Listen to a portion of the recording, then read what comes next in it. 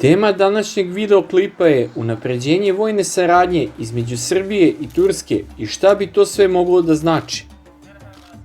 Ministar odbrane Nebojša Stefanović je boravio u zvaničnoj posjeti Turskoj i pri tom se sastao u Ankari sa ministrom nacionalne odbrane Republike Turske Hulusi Akarom. Dvojica ministara razgovarala su o saradnji dveju zemalja u oblasti odbrane i mogućnostima njenog daljeg unapređenja, posebno u vojno-vojnom i vojno-ekonomskom segmentu.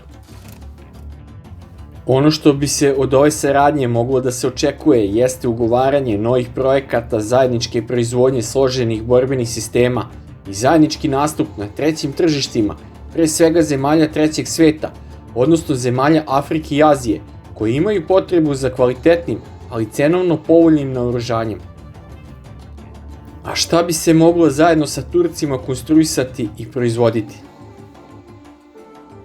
Očigledno je da je na prvom mestu zajednički projekat izrade borbeno-oklopnog vozila Lazanski, koji je sastavljen od tela borbenog oklopnog vozila Arma, pogona 8x8, turskog proizvođača Otokar, i ruske besposladne kupole AU-220M sa topom kalibra 57 mm. Lazanski u stvari predstavlja borbeno oklopno vozilo Arma 8x8 sa dodatnim oklopom i ruskom oružnom nadgradnjom, pa je stoga neophodna tesna saradnja sa turskim proizvođačem Otokar, kako bi se ovo vozilo završilo i prevelo iz demonstratora u prototip.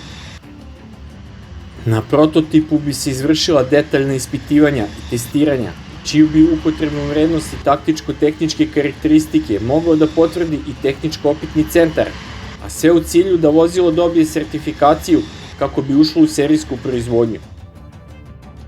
S obzirom na cenu ovog borbeno-oklopnog vozila od $2,7 miliona sa kompletnim paketom opreme i dodatnog oklopa, veliko je pitanje da li će ovo vozilo biti kupljeno za naoružanje u velikom broju oklopno-mehanizovanih jedinica Vojske Srbije ili će pak prevashodno biti namenjeno izvozu i nekim platežno moćnijim kupcima.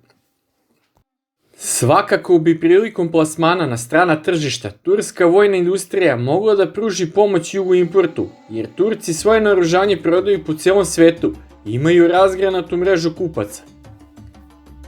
U prilog tome govori i to da je turska vojna industrija na 13. mestu u svetu po prodaji naoružanja sa 13 milijardi dolara vrednosti izvezenog naoružanja u 2020. godini. Kao druga bitna stavka vojno-tehničke saradnje Srbije sa turskom namenskom industrijom moglo bi da bude nabavka već pomenutih borbenih bespilotnih letelica Bayraktar TB2, čiju nabavku je predsjednik Srbije već najavio pre godinu dana na vojnoj vežbi Sadejstvo 2020 na Pešterskoj visoravni. A otkud sad to da bi Srbija ipak mogla da kupi ove borbene bespilotne letelice, kada je predsjednik Srbije najavio i kupovinu kineskih borbenih bespilotnih letelica CH-95, koje su u istoj male kategoriji kao i turski Bayraktari TB2. Pre svega, borbene bespilotne letelice CH-95 će se nabaviti u narednom periodu, kako bi se kao i u slučaju domaće bespilotne letelice Pegaz napravila domaća bespilotna letelica u kategoriji male, Medium Altitude Long Endurance, a Bayraktari TB2 bi se mogli kupiti i isporučiti za relativno kratko vreme, odnosno verovatno bi mogli biti isporučeni tokom 2023. godine. S obzirom na lošu bezbednosnu situaciju u južnoj srpskoj pokrajini, kupovina dokazano borbenih sposobnih bespilotnih letelica iz Turske bi u kratkom roku značajno podigla borbenu efikasnost Vojske Srbije u izviđanju i dejstvu po zemaljskim ciljevima u kritičnim zonama.